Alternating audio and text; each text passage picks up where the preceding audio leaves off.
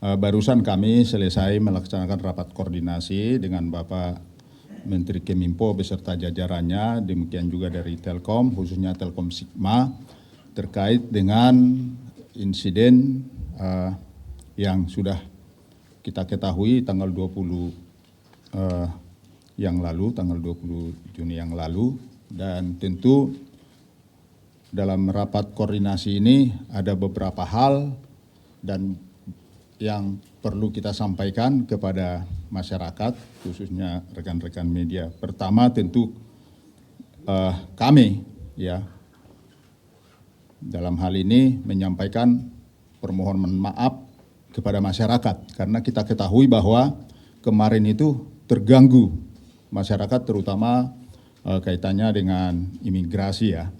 Tentu ini kita tidak inginkan dan upaya-upaya ke sana sudah kita rumuskan, sudah kita diskusikan tadi sehingga bisa diharapkan dengan cepat masalah ini, kejadian ini bisa diatasi dengan baik.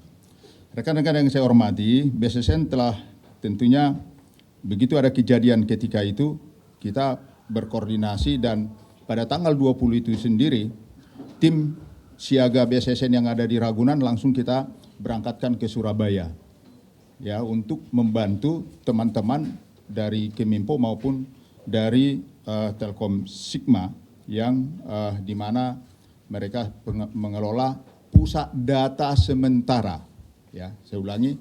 Jadi data-data ini disimpan di pusat data sementara sebagaimana kita ketahui bahwa pembangunan data center nasional, pusat data nasional yang sekarang masih belum selesai. Jadi karena kebutuhan untuk proses bisnis, proses jalannya pemerintahan, maka dibuatlah oleh Keminfo pusat data sementara yang ada di Jakarta maupun yang ada di Surabaya. Yang mengalami insiden ini adalah pusat data sementara yang berada di Surabaya.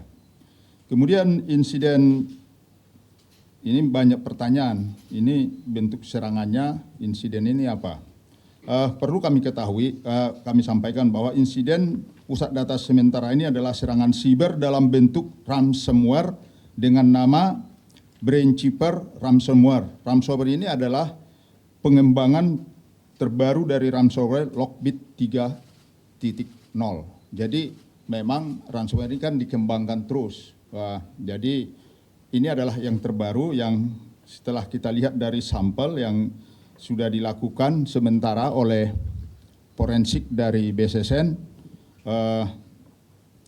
tentu ini perlu kita ketahui supaya bisa mengantisipasi di tempat kejadian lain dan ini segera kita sampaikan juga kepada instansi ataupun teman-teman yang lain dan sekaligus sebagai lesson learned untuk kita untuk memitigasi kemungkinan bisa terjadi. Jadi ini pentingnya. Jadi ini sedang berproses, tapi kita sudah mengetahui jenis serangan ini. Saat ini BSSN dan Keminfo dan Cybercrime Polri dan KSO Telkom Sigma lintas sartang masih terus berproses mengupayakan investigasi secara menyeluruh pada bukti-bukti forensik yang didapat dengan segala keterbatasan evidence atau barang bukti karena kondisinya barang bukti, evidence-nya itu terenkripsi karena serangannya kan mengenkripsi data antara lain. Jadi ini juga menjadi pekerjaan kita untuk kita pecahkan. Kemudian kami laporkan kemajuan upaya-upaya yang telah dilakukan oleh pemerintah khususnya oleh imigrasi ya, Ditjen Imigrasi Senin pagi ini laporan terakhir dari imigrasi, layanan imigrasi yang terdampak sudah beroperasi dengan normal. Di antaranya layanan visa dan izin tinggal, layanan tempat pemeriksaan imigrasi TPI, layanan paspor, layanan visa on arrival, onboarding, layanan manajemen dokumen keimigrasian. Ini sudah berjalan walaupun tentunya nanti tetap akan dilaksanakan evaluasi-evaluasi berikutnya. Terkait dengan dugaan insiden pada INAPIS, Indonesia Automatic Fingerprint Identification System yang ada di Kepolisian Republik Indonesia. Saya kira ini juga teman-teman wartawan akan menanyakan. Jadi hasil koordinasi kita dengan kepolisian nanti boleh ditanyakan kepada mereka lebih lanjut, karena ini kan data ini kan ditemukannya di mana? Dasar sumber informasinya dari dark web kan. Dark web itu sama dengan pasar gelap. Jadi tentu kita cross check, kita konfirmasi dengan kepolisian. Apa benar ini data kalian? Mereka bilang itu ada data, memang data lama. Itu sementara jawaban mereka, tapi untuk lebih jelasnya nanti bisa. Dan kita juga yakinkan bahwa sistem mereka berjalan dengan baik.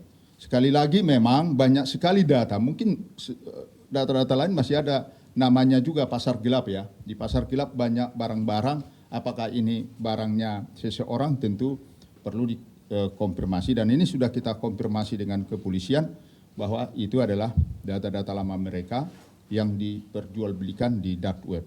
Ibu Bapak sekalian yang saya hormati, itu kira-kira yang bisa saya sampaikan. Mungkin kalau ada pertanyaan lanjutan, monggo silakan. Baik, monggo silakan. Dipandu sama Pemulihannya sendiri bisa dicapai kapan Pak? Dan tadi Pak dibilangkan tadi ada data yang terenkripsi, bisa disebutkan nggak data yang di mana ya Pak? Apa itu terkait pelayanan publik atau bagaimana? ini saya kira di sini ada Pak Semi dari Keminfo untuk menjawab satu-satu ya. Oke. Dari tes dari data yang terinfek jadi yang berdampak itu ada 210 instansi yang berdampak dari baik itu pusat maupun daerah. Yang sudah up itu tadi disebutkan imigrasi berhasil melakukan relokasi dan menyalakan layanannya. LKPP Sikap sudah on, terus Marves punya layanan perizinan event juga sudah on, Kota Kediri juga sudah on, yang lainnya lagi dalam proses. Jadi kita memigrasi data-datanya. Nah ini prosesnya bagaimana, ini kecepatannya adalah harusnya bisa dipercepat apabila ada koordinasi antara tenant dengan penyedia layanan cloud-nya.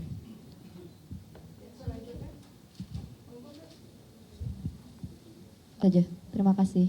Kerugiannya kami bilang, tapi kerugian yang mesti bisa kita lihat adalah layanan publik terganggu. Gitu.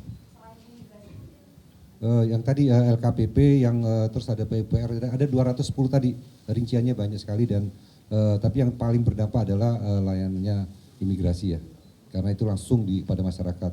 Ada juga di situ ada PUPR juga kena juga, tapi sekarang sedang proses migrasi juga.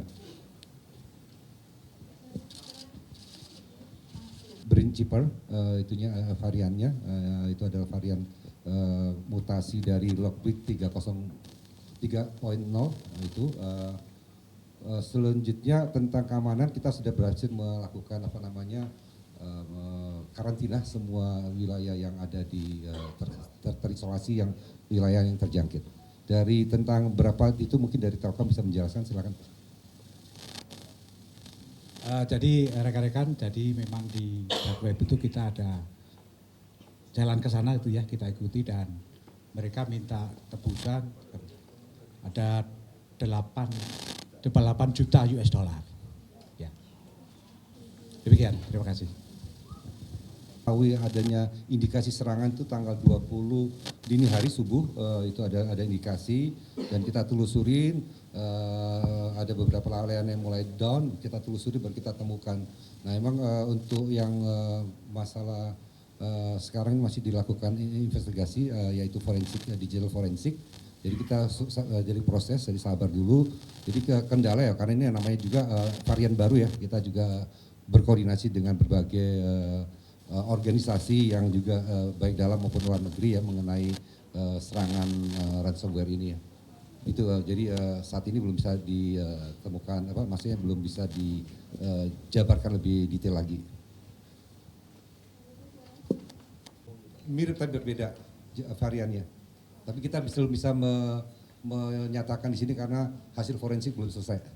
Oh gitu, oke.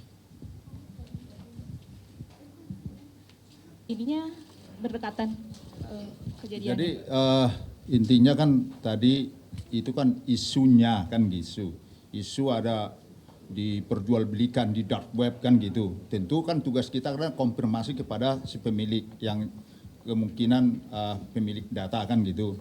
Nah, jawaban dari kepolisian, oh kami tidak ada kebocoran, itu mungkin data-data lama. Jadi tidak ada juga kaitannya dengan kejadian ini, sangat beda. Ya.